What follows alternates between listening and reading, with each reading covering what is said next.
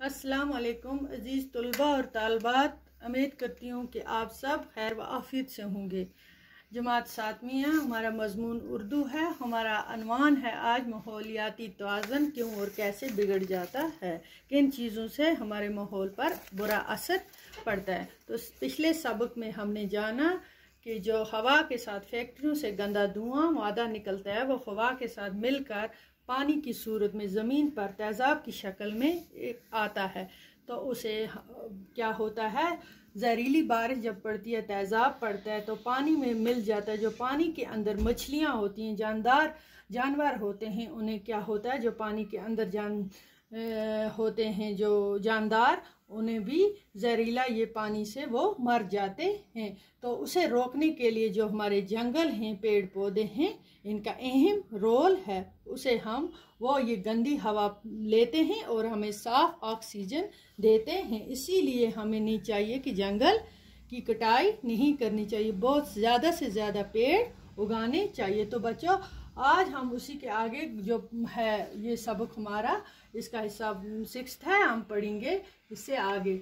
हमारी रोज़मर्रा की ज़िंदगी बड़ी हद तक आरामदेह हो गई है, लेकिन साथ ही हमें बेशुमार नुकसानात भी दो चार होना पड़े हैं। सरसब्ज और शादाब जंगल वीरानों में तब्दील हो गए हैं।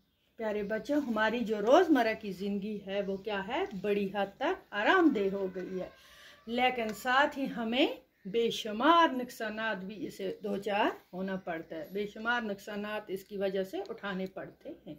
जो हमारे सरसब्ज और शादाब जंगल हैं वो आज क्या हैं, वीरानों में तब्दील हो गए, वीरान हो गए, काट दिए गए, तबाह किए हैं, जिसकी वजह से मौसमों में भी हलचल मची है। जो अपने टाइम पे बारिश नहीं पड़ती है, अपने टाइम पे बर्फ़ नहीं गिरती है, शहरों की हवाएं मसमूम हो गई, दरियाओं का शफाफ पानी पीने के लायक नहीं रहा।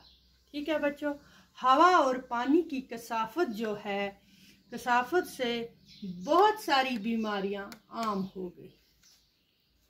हवा और पानी की कसाफत से बहुत सारी बीमारियां आम हो गई। बहुत सारी बीमारियां, हवा गंदी हवा है, पानी साफ नहीं है, उसकी वजह से बहुत सारी बीमारियां फूट पड़ी हैं।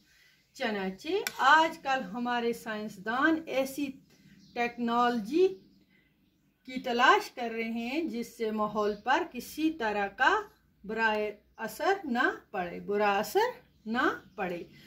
और जो टेक्नोलॉजी हमारे माहौल से हम आंग हुई, इसके अलावा इस बात की भी बराबर कोशिश जाहिर की जाती है कि मसलन ये बात अब हमारी समझ में आ गई है कि बड़े बड़े डैम बनाने से हज़ारों एकड़ ज़मीन पर भी जंगलात साफ किए जाते हैं और फिर दरियाओं के पानी में खाद की मिकदार बहुत ज़्यादा होती है, जिससे आस्ता आस्ता ये डैम भी खाद से भर जाते हैं और उनकी गहराई कम हो जाती है।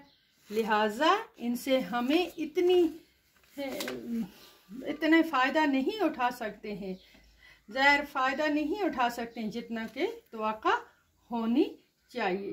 तो प्यारे बच्चों, इसी तरह क्या है, इससे आगे जो इसी से हम माहिरीन की राय में छोटे छोटे डैम बनाई जितने की तवक्का होनी चाहिए, इसलिए अब माहिरीन की राय में छोटे छोटे डैम बनाना ही ज़्यादा मुनासिब है, क्योंकि अब तो ये डैम जगह भी कम घेरते हैं और दूसरी तरफ इनसे होने वाले नुकसानात में मुकाबला कम होनी चाहिए। इस तरह अब कारखानों से निकलने वाले कीमियाए के जहरीलेपन को दूर करने की तरतीबें बरोए कार लाई जा सकती हैं। मोटर गाड़ियां और दूसरे ईंधनों से निकलने वाले धुएं पर भी रोक लगाई गई है और एक ख़ास मिकदार से ज़्यादा धुआं निकलने पर ऐसी गाड़ियों पर जुर्माना आयद किया जाता है। प्यारे बच्चों, तो आज का सबक हमारा इतना है। तब तक के लिए खुदा हाफिज़। इससे आगे पढ़ेंगे।